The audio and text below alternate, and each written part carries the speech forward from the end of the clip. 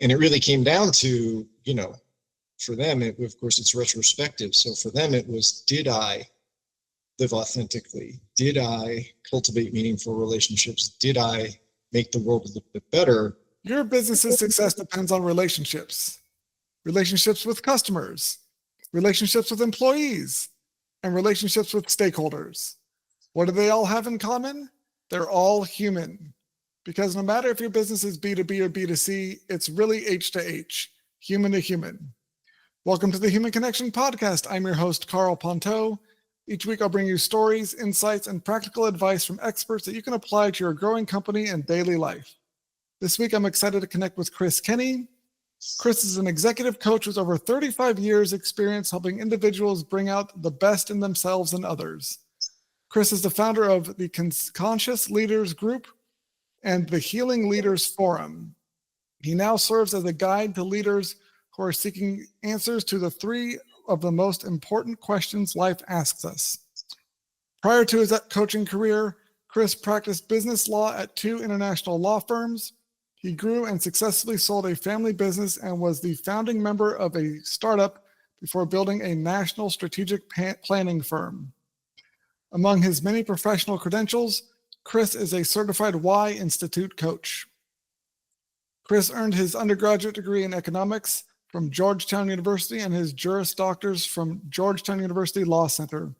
A recovering lawyer, Chris is licensed to practice law in New Mexico, Missouri, and Illinois. Chris's wife, Debbie, operates 2 businesses in Albuquerque and remains his most challenging client. Chris and Debbie have 2 adult children and are the proud parents of 2 lovable but stubborn dogs, Max, a 150-pound Great Pyrenees, and Queso, a Golden Retriever Great Pyrenees mix. Congrats on being a recovering lawyer, and welcome to the Human Connection Podcast. Thanks, Carl. It's great to be here. Appreciate it. So I love that part of your bio that talks about helping people answer 3 of the most important questions in life. So what are those 3 questions? Yeah. So the 3 questions are, am I living authentically from my true self? Second, am I cultivating meaningful relationships? And the third, am I making the world a little better? And so I'd imagine that a lot of the leaders that you work with are answering no to one or more of those questions. Is that correct? Yeah, that's right. I mean, the people I work with are highly successful individuals, generally have all the things and stuff that one could possibly want. They're not worried about whether they can afford to send their kids to college, etc. But something I think profound is missing in their lives, or they have a sense that not all is as it should be. And frankly, a lot of them feel like they are a fraud in many ways. In other words, they feel that they've been sort of pushed into or put themselves into a place where they perceive that they have to exude this certain persona in their world. And that persona does not feel genuine to them. That's true of most of the people I work with, I think. So that first question around authenticity is an important question to examine. And so for the people you're working with, what is the impact that it has on their lives for not being able to, or not being authentic, or not having the ability to say yes to these 3 questions? What does that impact have on their life? Well, there are many. I think the most significant really shows up in their relationships with other people. Because, if a person is unhappy or dissatisfied, particularly if the person feels that they should be happy and they should be satisfied, but they're not, they tend to exude or exhibit behaviors relative to other people where that sort of anger and in some cases resentment manifests itself in terms of how they treat other people, be it employees or spouses, kids, friends, etc.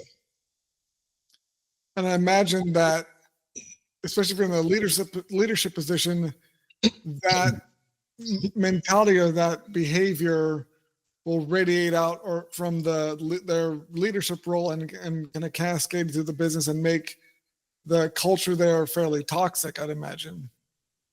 Yes, I mean, I think we can all agree that particularly, especially in a privately held company. And so most of my clients are owners of privately held companies as opposed to a large, publicly traded company. So if we're talking about a privately held organization, I think the evidence is pretty abundant that the leader really sets the tone for the culture.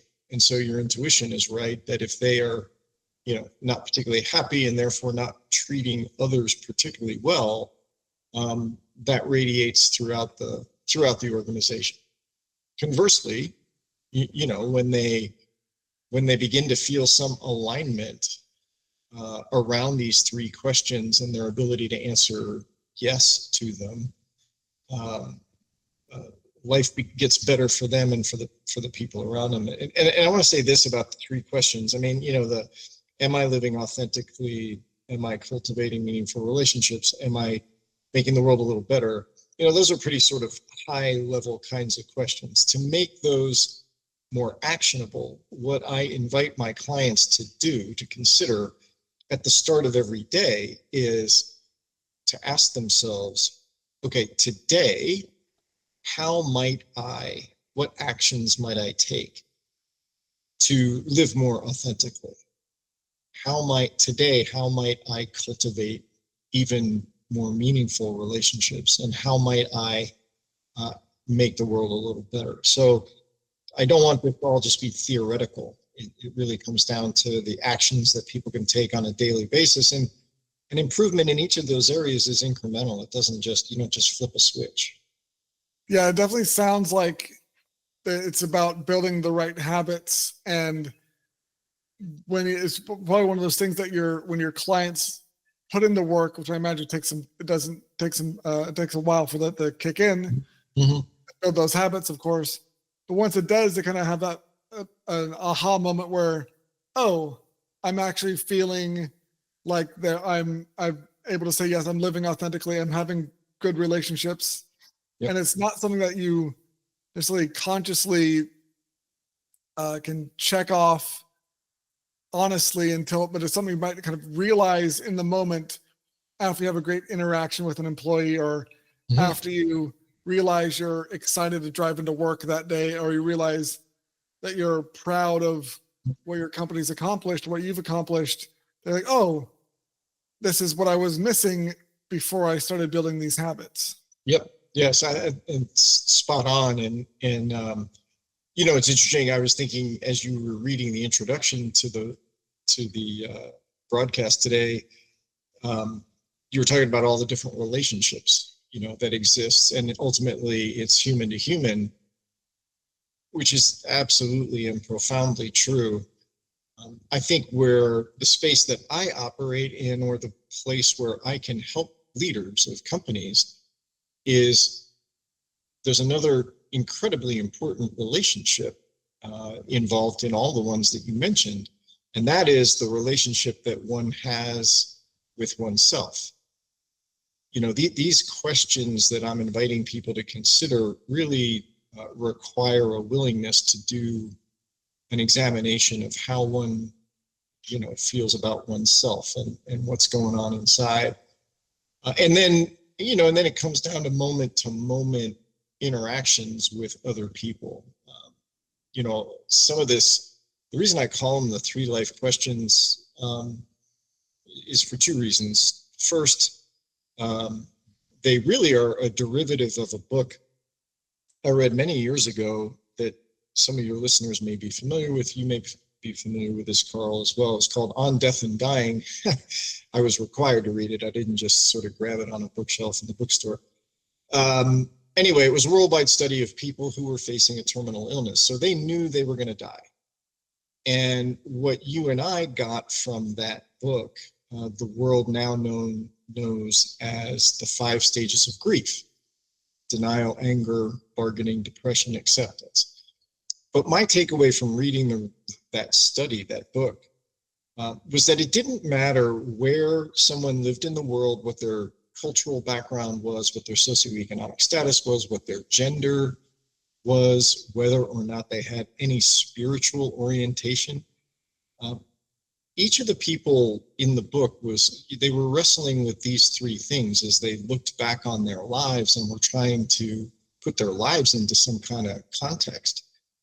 And it really came down to, for them, of course, it's retrospective. So for them, it was, did I live authentically? Did I cultivate meaningful relationships? Did I make the world a little bit better? And what I'm trying to bring to the world is an awareness that it's far better, in my opinion, to live intentionally around those three questions, because those are the three things that are going to matter when you're getting near the end.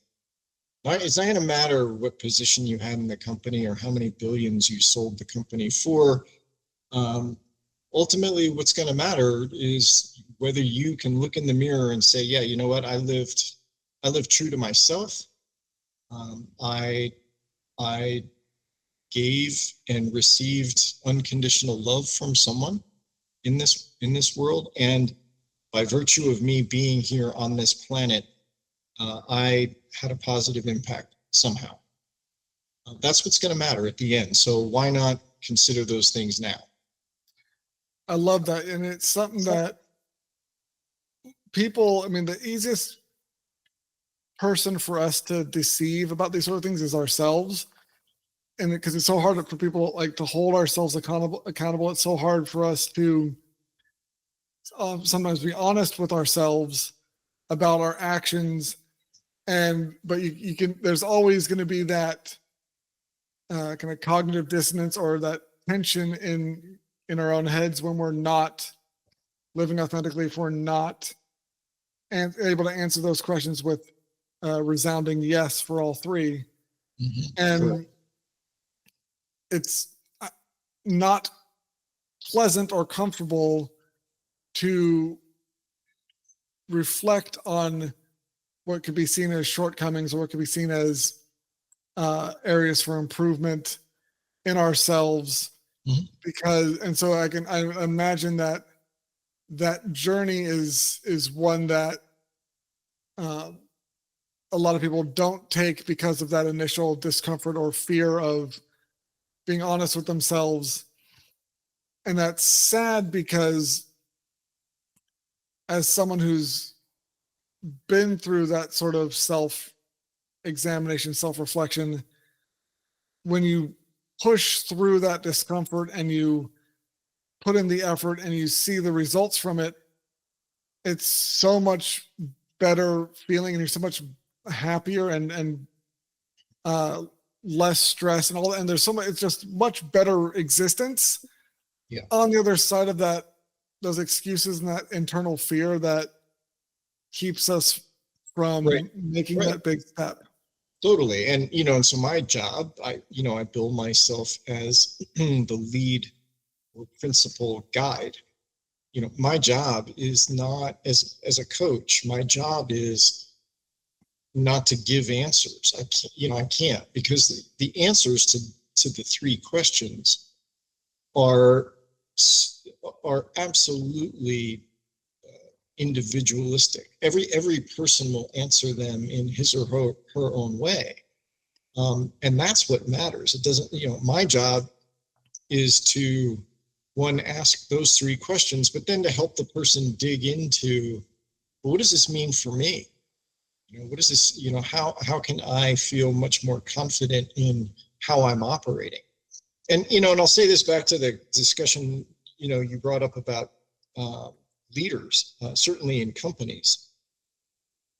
If the leader is on this journey herself or himself, and they're taking it seriously, and they're trying to take those incremental daily steps to move forward in a positive way, I think what ultimately ends up dawning on the leader is, hey, how can I create an environment in my company where everybody who comes to work for us or everybody who interacts with us,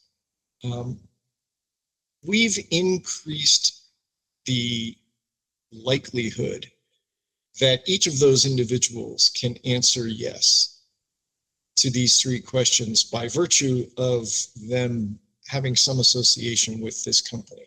So, and I think that's really important because it certainly helps answer the third question about having a positive impact, right? I mean, leaders of companies have such an opportunity to improve the world and improve the way each person who interacts with their company views themselves and views their place in the world. And so I just think that it opens that up, and that's the reason I like working with leaders of organizations, because of their ability to have such a profoundly positive impact in the lives of other people. Yeah, I think I totally agree that there's that ripple effect potential when the leader is working on their own themselves and answering these questions for themselves. Because if they're really seeing progress, then it's going to be a natural next step for them to want to help their team that are often probably dealing with similar struggles, because they already have those existing connections with them.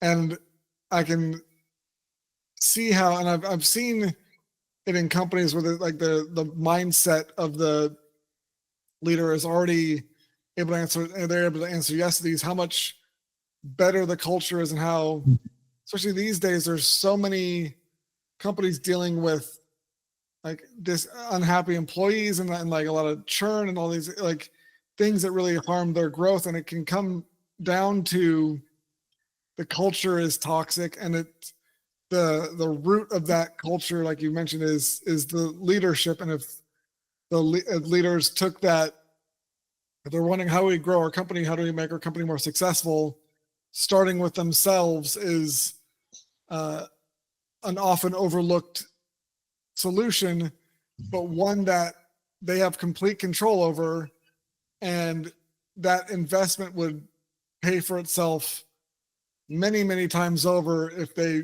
worked on their own making themselves satisfied with their lives, happy with their lives, and being able to answer yes to these three questions.